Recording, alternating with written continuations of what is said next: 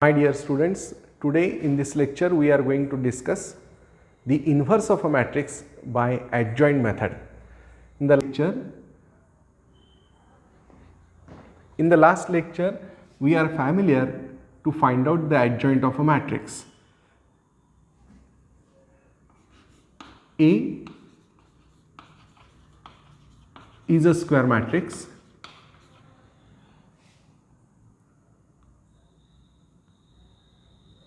Then we find out the minor of matrix. We call it as matrix of minors.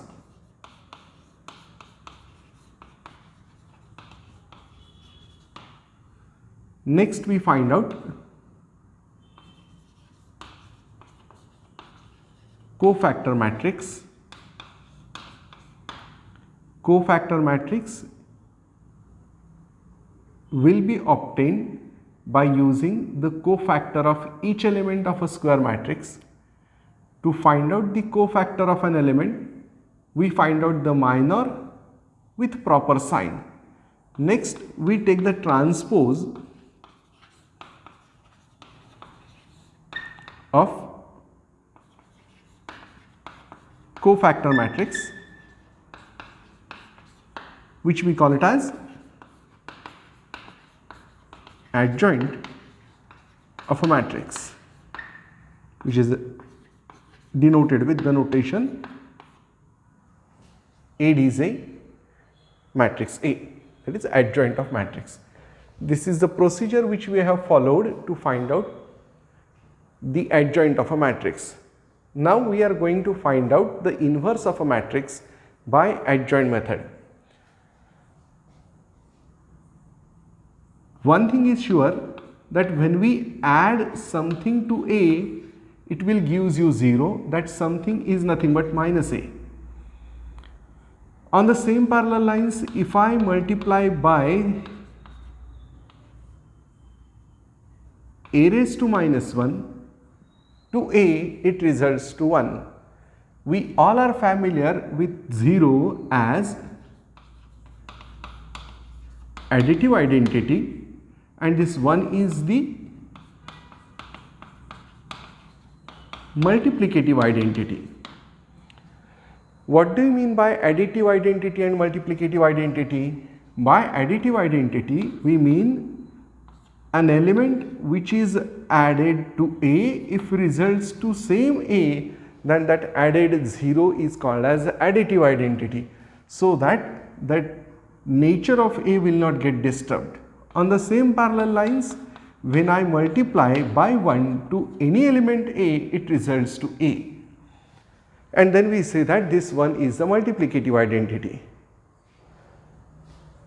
This is the most important concept related to the inverse of a matrix. These are the basic things which we all are familiar with, just we are going to brush up it. 0 is the additive identity, 1 is the multiplicative identity. If you look at these four relations carefully, one thing now we are sure, that 0 is the additive identity, 1 is the multiplicative identity. If you look at this relation A plus minus of A, no doubt it results to 0. A multiplied by A raised to minus 1, it results to 1. It means when element A is operated with some element giving you the identity, then this particular element is called as inverse of the element. It means whenever we are getting the relation that A star B star may be any operation, if it is giving you the identity relation, and that identity relation is usually denoted with the notation E, then this B is called as inverse of A.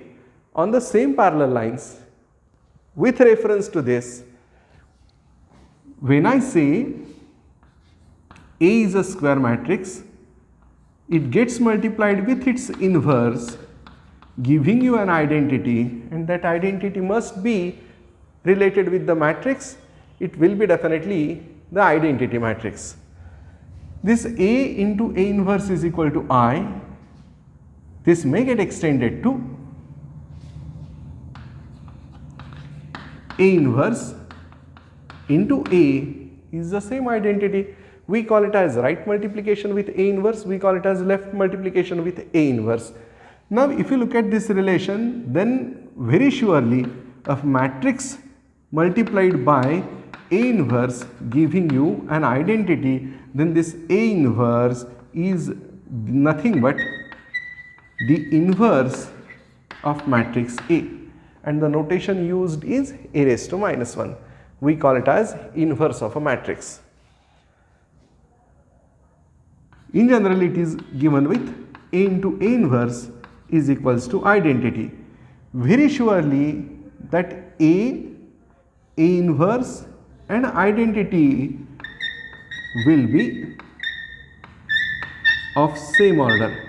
It is very obvious that if matrix A is of order n, no doubt it is a square matrix of order n, then its inverse must be a square matrix of order n. Identity must be matrix of order n, it is a square matrix of order n. It means if A is a square matrix of order 3, its inverse will be definitely a square matrix of order 3, identity will be square matrix of order 3. With reference to this, we are going to find out inverse of a matrix by using adjoint method.